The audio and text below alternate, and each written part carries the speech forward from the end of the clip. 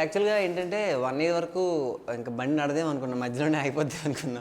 Institutes ఏమైనా సరే difficult to manage all the things. ఎందుకంటే జిమ్ అనుకోండి ఈజీగా అవుతది గానీ, యోగా ఇన్‌స్టిట్యూట్స్ అనేవి డిఫికల్ట్ అనమాట. ఎందుకంటే రెంట్స్ ఎక్కువగా ఉంటాయి. ప్రాక్టీస్ చేసేవాళ్ళు తక్కువ మంది. అయితే మన ఇండియాలోనే చాలా తక్కువ మంది ప్రాక్టీస్ చేస్తున్నారు. 5-10% ఎవ్రీడే స్టాటిస్టిక్స్ చెప్తున్నాయి. ఓకే. అదర్ కంట్రీలో అన్ని కంట్రీల్లో బాగా ప్రాక్టీస్ బాగా చేస్తారనమాట. ఓకే. యోగాకి ఎక్కువ వాల్యూ ఉంది. అండ్ వాళ్ళు చాలాసార్లు చెప్పడం జరుగుతుంది 70% ప్రాక్టీస్ ఆర్ ద ఉమెన్ మొత్తం వరల్డ్ వైడ్గా అనమాట. ఓకే. అండ్ అన్ని బెనిఫిట్స్ ఉన్నాయి. 1, 2 అని కాదు, చాలా బెనిఫిట్స్ ఉన్నాయి చాలా రకాలుగా. ఎక్కడనే కాదు, మీరు ఎక్కడైనా సరే ఒక 1 అవర్ మ్యాట్ మీద అంటే ఇండివిజువల్గా మనం ప్రాక్టీస్ చేయలేమండి. ఏదైనా సరే ఇండివిజువల్ చేయడం కష్టం. ఓకే. సో ఇప్పుడనే కాదు, మీరు ఎక్కడున్నా లేకపోయినా, లేకపోతే నేనున్నా లేకపోయినా, వేరే టీచర్ ఉన్నా, వేరే దగ్గర ఎక్కడైనా సరే మీరు కొంచెం 1 అవర్ టైం స్పెండ్ చేసుకొని మ్యాట్ మీద చేసుకున్నట్లయితే కొంచెం పీస్ఫుల్గా వెళ్తుంది. ఓకే. అండ్ చాలా రకాలుగా యోగా వర్క్ అవుతుంది చెప్పాను. సైన్స్ పరంగా ఏ విధంగా వర్క్ అవుతుంది, నాడుల మీద ఏ విధంగా వర్క్ అవుతుంది. అండ్ రీసెంట్గా నేను గమనించింది ఏంటంటే, ఫర్ ఎగ్జాంపుల్ ఇప్పుడు ఒక పర్సన్ జనరల్గా no one is the perfect in the world. Okay. 100% ఎవరు పర్ఫెక్ట్గా ఉండరు. అయితే ప్రతి ఒక్కరు కూడా ప్రతిసారి కూడా పర్ఫెక్ట్ అవ్వాలని ట్రై చేస్తుంటాం. చిన్న చిన్న బ్యాడ్ హ్యాబిట్స్ కానీ పెద్ద బ్యాడ్ హ్యాబిట్స్ కానీ ఏవైనా ఉండొచ్చు. ఓకే.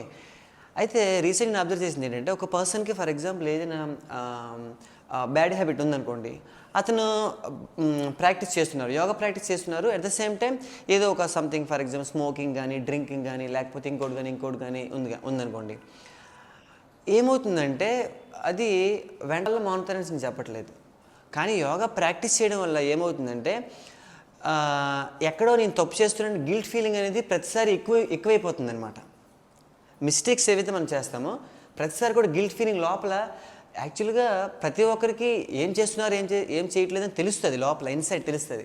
కానీ మనం ప్రతిసారి దాన్ని మర్చిపోయి మనకి ఫర్ ఎగ్జాంపుల్ రోజు ఒక అతను తాగుతారు అనుకోండి, మీరు ఒక 2-3 ఇయర్స్ తర్వాత అతను చెప్పారనుకోండి, వీళ్ళు చెప్తారు నీ చేసింది రైట్ అని అతను అనుకుంటారు. స్మోక్ చేసినా డ్రింక్ చేసినా నేను ఎగ్జాంపుల్ చెప్తున్నాను. ఓకే. కానీ యోగా ప్రాక్టీస్ చేసింది ఒక కొన్నాళ్ళు 3 మంత్స్ 6 మంత్స్ ప్రాక్టీస్ చేసిన తర్వాత లోపల ప్రతిసారి చెప్తూ ఉంటుంది అనమాట, ఇది రాంగ్ నువ్వు చేసింది రాంగ్ అనేసి. సో అప్పుడు ఏమవుతుందంటే ఏదైనా ఒక సర్టెన్ పాయింట్ వచ్చేసరికి, ఒక మానాల్సిన స్టేజ్ వచ్చేసరికి అతను మానే ఛాన్స్ ఎక్కువగా ఉంటుంది. ఎక్కువ అది కనిపిస్తుంది అనమాట, క్లియర్గా కనిపిస్తుంది. ఓకే. జనరల్గా బుక్స్లో ఉన్నది కానీ లేకపోతే ఈవెంట్స్ నేను చెప్పట్లేదు, నేను డైరెక్ట్గా ఫేస్ చేసింది. ఓకే.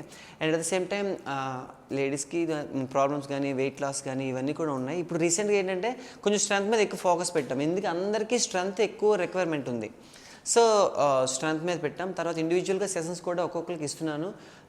ఏం కావాలి మీకు, రిక్వైర్మెంట్ ఫిల్ అయిందా లేదు. ఇంతకుముందులా కాదు, ఇంతకుముందు ఏంటంటే ఎవరికైనా ఇంత ప్రాబ్లం ఉన్నా కలిపి అందరితో చేయించడం.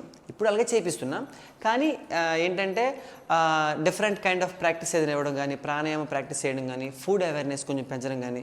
ఫుడ్ గురించి కూడా కొంచెం నాలెడ్జ్ ఉంది, ఎందుకంటే నేను అబ్జర్వ్ చేస్తున్నాను ఎటువంటి ఫుడ్ పనిచేస్తుంది బాడీ మీద, ఎటువంటి ఫుడ్ అది మళ్ళీ రిఫ్లెక్ట్ ఇస్తుంది అనేది అనమాట. ఎంతమంది మోడీ గారు వచ్చినా, చంద్రబాబు నాయుడు గారు వచ్చినా, ఎంతమంది వచ్చినప్పటికీ కూడా అది లోపల రావాలి.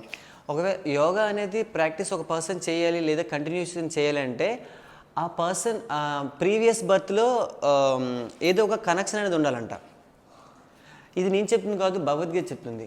భగవద్గీతలో ఏం చెప్పారంటే, మీకు యోగం అనేది కాన్సెప్ట్ మీకు రావాలి అంటే ఖచ్చితంగా మీకు ప్రీవియస్ బర్త్లో ఏదో ఒక కనెక్షన్ ఉండే చెప్తే ఆ డివోషనల్ పరంగా కానీ దాని పరంగా కానీ వెళ్ళలేరు.